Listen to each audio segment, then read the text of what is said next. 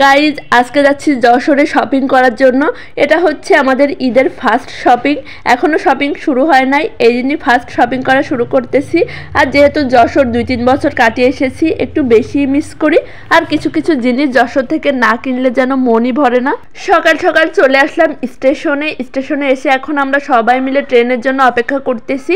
এদিকে আমার ননদিনী হিজাব ঠিক করতেছে, আর আমার হাজব্যান্ড তো বাগান থেকে আমার জন্য ফুল তুলতে গেছিল। এই ফুলটার ঘ্রাণটা এত বেশি সুন্দর, আমার তো অনেক বেশি পছন্দ হয়েছিল। যেহেতু বাগান থেকে উঠাই নিয়ে আসছে, সেজন্য ফুলে একটু পিঁপড়া ছিল, তারপরেও ঘ্রাণটা অনেক বেশি সুন্দর। আমি কিন্তু ফুলটার নাম জানি না, কিন্তু প্রচুর পরিমাণে এই ফুল ফুটেছিল, অনেক বেশি ভালো লাগতেছিল দেখতে। আর এদিকে দেখেন আমরা কত মানুষ যাচ্ছে আজকে শপিং করতে, পুরা একটা টিম। অনেক কিছু শপিং করার ইচ্ছা আছে, যেগুলো যশোর থেকে না কিনলে শুধুই আফসোস হয়, সেগুলো আজকে কিনে নিয়ে আসবো।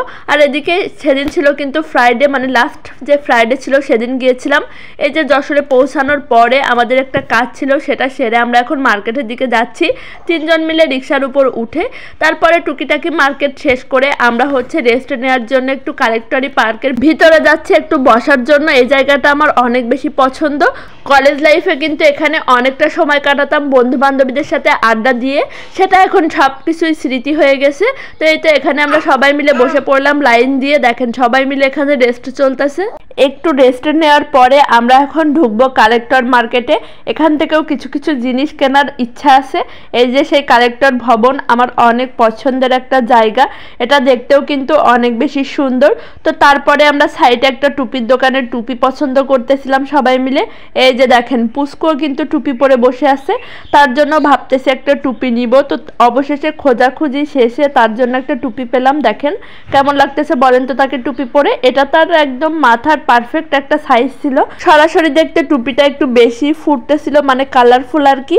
টুপি কিন্তু একটু সাদা হলেই বেশি ভালো লাগে, তো তার জন্য টুপিটা নেওয়া হয়নি। তারপরে কালেক্টর থেকে আরও কিছু শপিং শেষ করে আমরা চলে আসলাম স্টেশনে।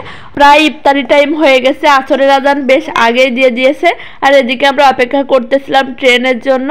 এই যে আমার নরদিনীর অবস্থা, পুরো শপিং তার হাতে দিয়ে, তার অবস্থা কেরোসিন করে দিয়েছে। আর এদিকে এটা হচ্ছে আমাদের ইফতার, আমরা ট্রেনের ভিতরে আজকে ইফতার করব, তার জন্য সব কিছু কিনে নিয়েছি। আর এদিকে ট্রেন এখনই চলে আসবে, তার জন্য ব্যাগ সব হাতে নিয়ে আমার নরদিনী পুরাই রেডি। তো অলরেডি আমরা ট্রেনে উঠে পড়েছি, আর ট্রেনে ওঠার সাথে সাথে আজান দিয়ে দিয়েছিল। তো আমরা ইফতারি প্রায় শেষ। এই যে দেখেন আর একটা বেগুনি আছে, এটা আমরা খেয়ে পারতেছিলাম না, তার জন্য আমার ননদিকে বলতেছিলাম যে তোমার যখন ক্ষুধা পাবে তখন এটা খাবা। তো ও খেতে ব্যর্থ হয়ে লাস্টে সবাইকে 1 কামড় করে খাইয়ে দিচ্ছিল। এখানে মানুষ দেখেন কি পরিমাণ কষ্ট করে উঠতেছে, কারণ ট্রেন 2 নম্বরে দাঁড়িয়েছিল, সেখানে কোনো প্ল্যাটফর্ম ছিল না।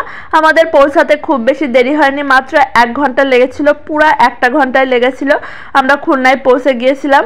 আর এদিকে পৌঁছানোর পরে আমার ননদিনীর অবস্থা দেখেন, একদম শুয়ে পড়েছে, সে আর নড়তেই পারতেছিল না।